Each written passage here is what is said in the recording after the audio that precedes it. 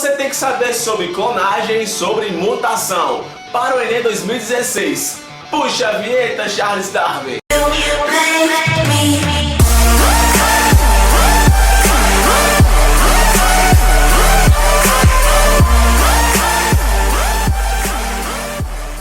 Fala galera maravilhosa de vida, mais uma aula aqui no meu canal Biolodúvidas, aí dentro do curso para Enem 2016. Se você é novo por aqui, seja bem-vindo ao meu canal, vai logo aí se inscrevendo. Aqui embaixo na descrição tem o link para você baixar uma apostila de biologia bacana para lhe ajudar nessa preparação do Enem.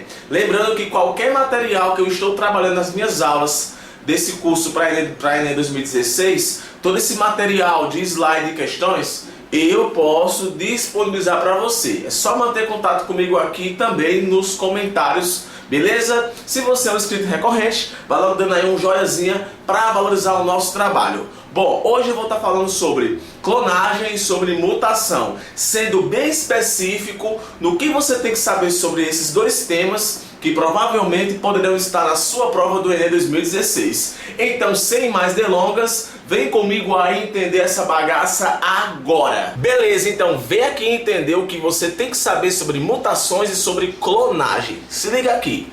Mutação é a mudança no DNA, o material hereditário da vida. Brother, toda vez que fala de mutação, lembra de DNA. Mutação é qualquer alteração que acontece com a molécula de DNA. Não esquece disso. Mutação são as alterações que acontecem com a molécula DNA. Agora toma cuidado numa coisa. Esse termo mutação, ao longo do tempo, os filmes, os videogames, os animes, enfim, criou-se uma cultura de que mutação é uma coisa ruim, é uma coisa que cria alguma anomalia, que sempre é assim. Então, quando se fala em mutação, na cabeça de uma pessoa vem logo passarinho com cabeça de lobo, foca que tem asa, peixe com cara de porco, duas cabeças, enfim. A mutação, pessoal, ela não é bem assim, ela não acontece só para finalidades de anomalias. Não, a mutação, ela é o principal mecanismo de evolução das espécies. Então olha aí, anota isso aí, viu? São as fontes primárias de variabilidade genética, sendo imprescindíveis para a ocorrência do processo de evolução das espécies. Meu rei, a mutação, ela é sem sombra de dúvidas o fator determinante para acontecer a evolução das espécies. A evolução nada mais é do que a mudança que acontece com os seres vivos. Essa mudança ela pode ser positiva ou pode ser negativa.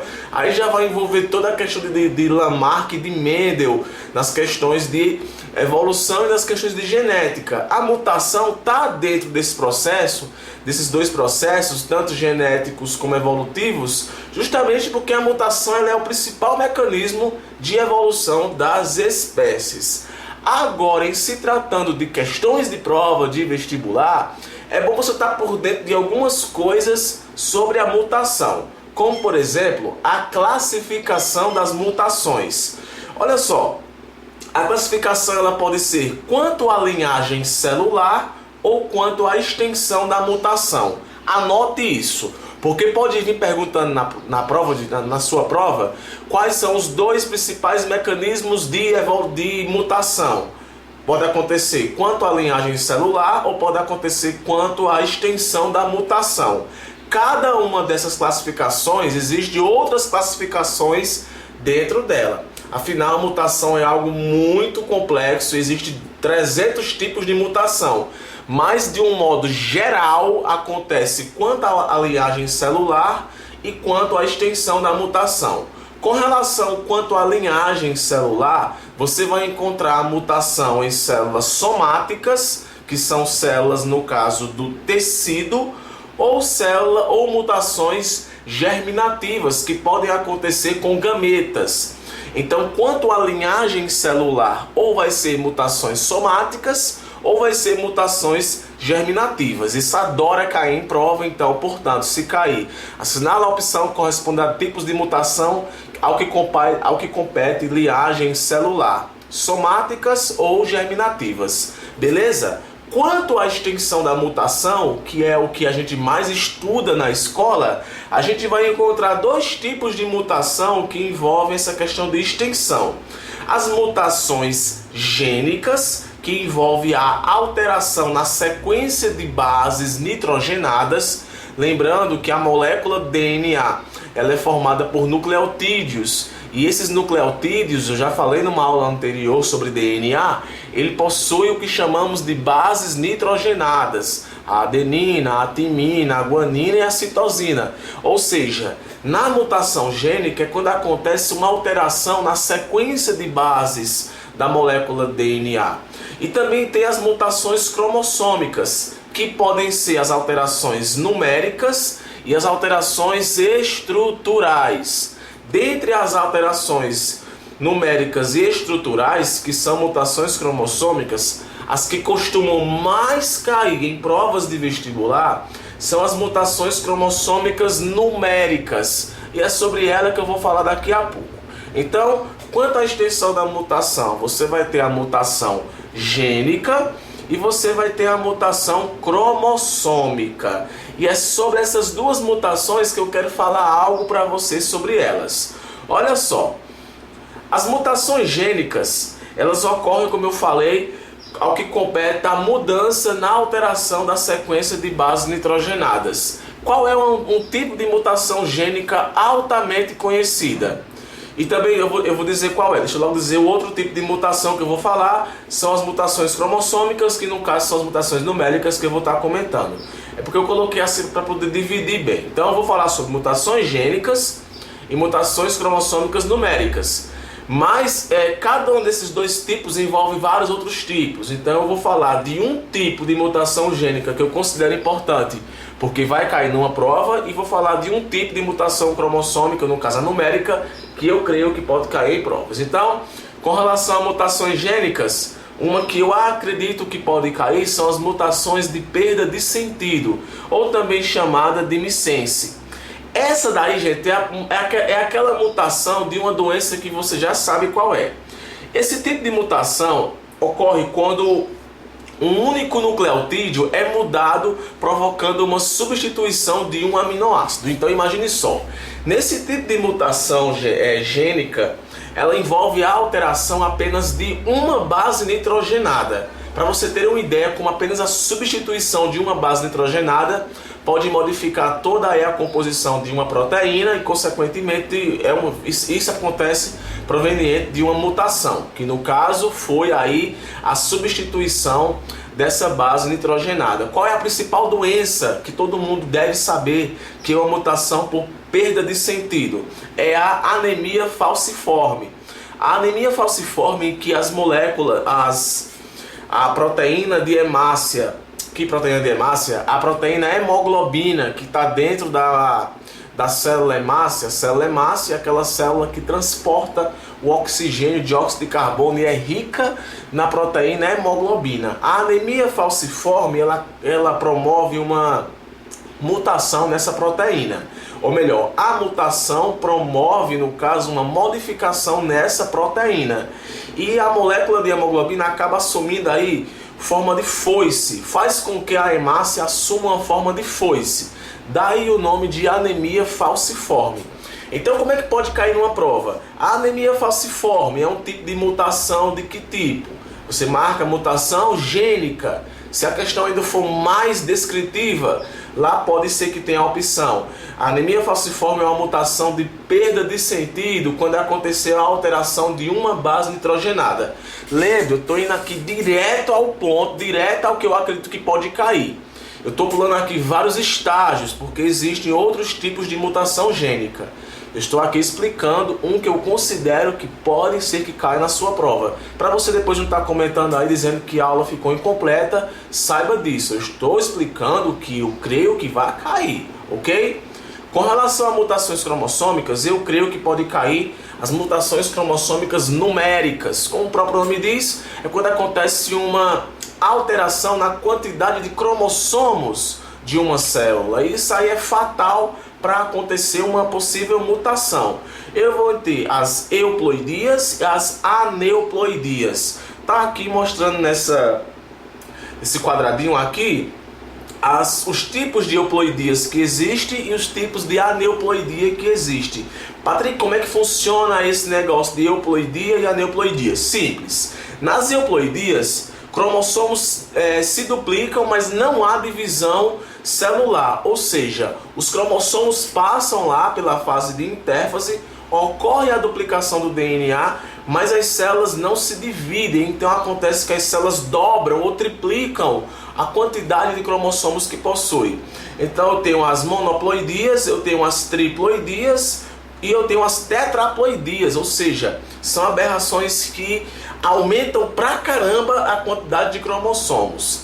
Em contrapartida, existem as mais conhecidas, que são as aneuploidias, que é quando ocorre um erro na distribuição dos cromossomos durante a fase de anáfase. Eu tenho prófase, metáfase e anáfase. E anáfase é quando de fato vai acontecer a distribuição dos cromossomos. Patrick, onde é essa anáfase?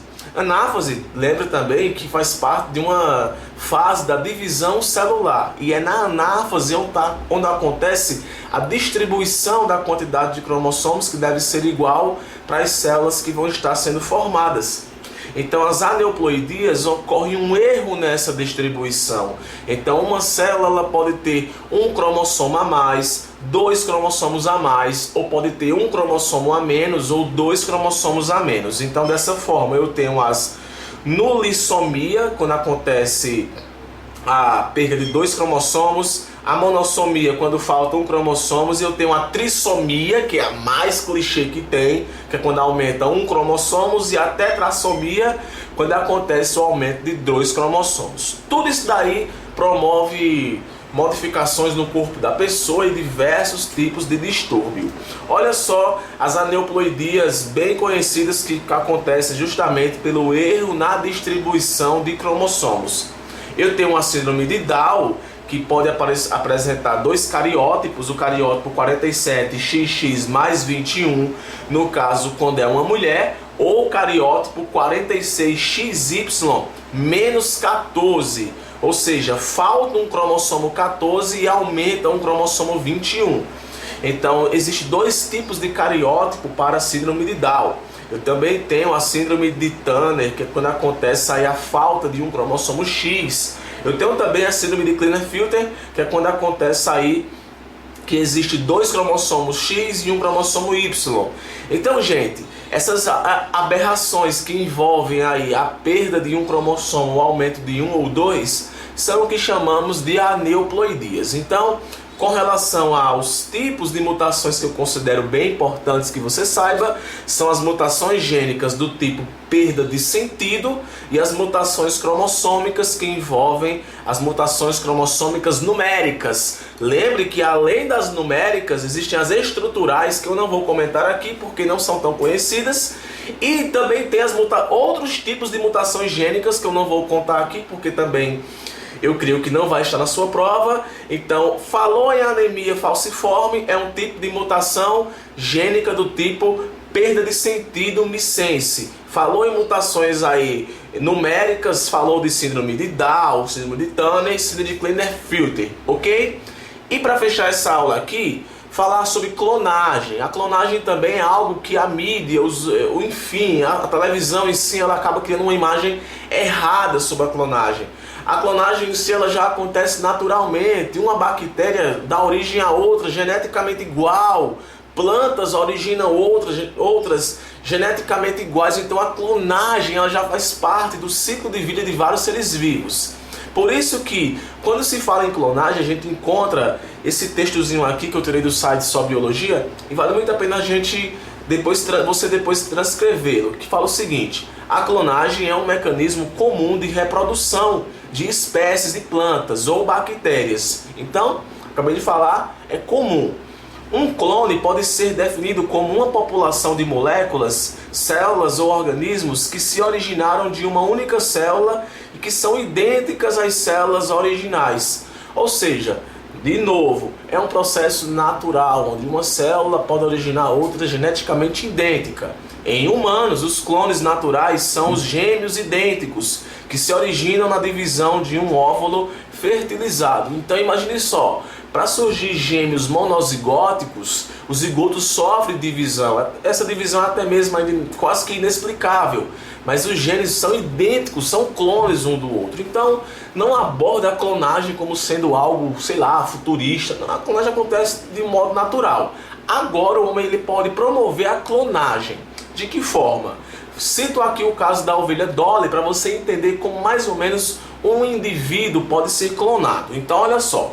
Eu tenho aqui essa ovelha e tenho aqui essa ovelha. Essa ovelha aqui, dela é removida células somáticas, células mamárias, são células somáticas, célula germinativa e gametas. Então tá aqui. E dessa célula e dessa ovelha aqui é pegado o seu óvulo não fecundado, o seu óvulo é uma célula haploide, beleza? Então o que é que faz? Remove o núcleo dessa célula aqui, desse óvulo, então fica só o citoplasma. Fica um óvulo anucleado, só o citoplasma sem núcleo, gente. Não tem muito o que não entender aqui. E dessa célula aqui, remove-se o seu núcleo. E através de uma eletrofusão, faz a fusão do núcleo dessa célula com esse citoplasma. Brother, onde é que está o material genético? No núcleo. Então, supostamente, todo o material genético está vindo aqui dessa ovelha que eu estou apontando aqui. Essa daqui só doou o seu citoplasma, no caso o seu óvulo, o citoplasma do óvulo, que é diferente dos outros tipos de citoplasma das outras células, porque afinal é uma célula germinativa. Então acontece aqui essa fusão, essa célula aqui ela é tratada de um modo altamente específico. Hoje em dia eu não faço a mínima ideia qual é os tipos de técnicas que são utilizadas, mas provavelmente várias técnicas são usadas. Então a célula é reconstituída com o citoplasma. Então o núcleo, então aqui ela vai passar por um novo processo para estimular suas divisões. No caso, esse novo óvulo aí, no caso já é um zigoto, ele vai passar por técnicas específicas que vão estimular as suas divisões. Então, embrião após 6 dias de desenvolvimento e o implante desse embrião no útero da ovelha, que vai ser lá a barriga de aluguel, que necessariamente pode não ser essa daqui. Pode ser uma outra ovelha e ela vai aí, no caso, vai acabar... Essa ovelha que vai estar recebendo esse zigoto, esse embrião, ou melhor, vai acabar contribuindo para o seu desenvolvimento, mas apenas na questão nutricional e na questão de abrigo desse embrião. Não vai envolver nenhuma nova característica, afinal, todas as características vêm da ovelha Dolly, que no caso da ovelha que foi clonada, que foi essa ovelha aqui que eu estou apontando. Então a clonagem acontece dessa forma: retira-se o núcleo de uma célula somática e coloca esse núcleo da célula somática em uma célula germinativa, que antes de colocar esse núcleo, o núcleo dessa célula germinativa foi removido. Ok, gente, isso aí mais uma aula explicativa para você que vai tentar o Enem. Se você gostou dessa aula, dá o like, comenta, compartilha. Lembre, meu canal é para compartilhar conhecimento. Espero que você tenha gostado. Se você não tem entendido, mantenha contato comigo aqui pelo WhatsApp. Não esquece de me seguir nas redes sociais. Beijo, valeu e foi boa!